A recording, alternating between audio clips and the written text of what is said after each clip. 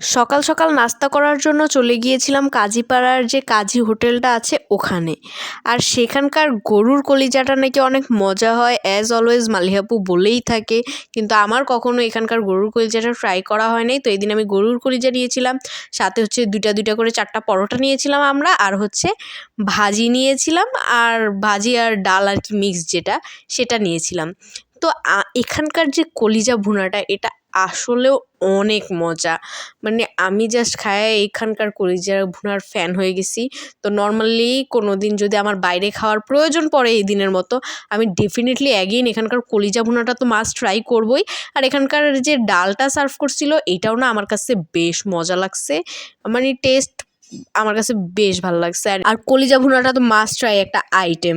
সেই সাথে হচ্ছে আমি দুপুরের টাইমে হচ্ছে বিসমিল্লা বিরিয়ানি হাউস একদম কাজীপাড়া ব্রিজের সাথেই, তো এখানে আমি লাঞ্চটা সেরে নেই। মাত্র 120 টাকায় হচ্ছে এখানে বিফ খিচুড়ি পাওয়া যায়, যেখানে মানে মোটামুটি পেট ভরার মতো পরিমাণের খিচুড়ি সার্ভ করা হয়েছে। আর বিফও মোটামুটি ভালোই দিছিল, তো মানে খেয়ে মজা লাগার মতো। আর বিসমিল্লার খিচুড়িটা আমার অ্যাজ অলওয়েজ ফেভারিট। বিসমিল্লার সব ব্রাঞ্চের খাবারে আমার বেশ মজা লাগে।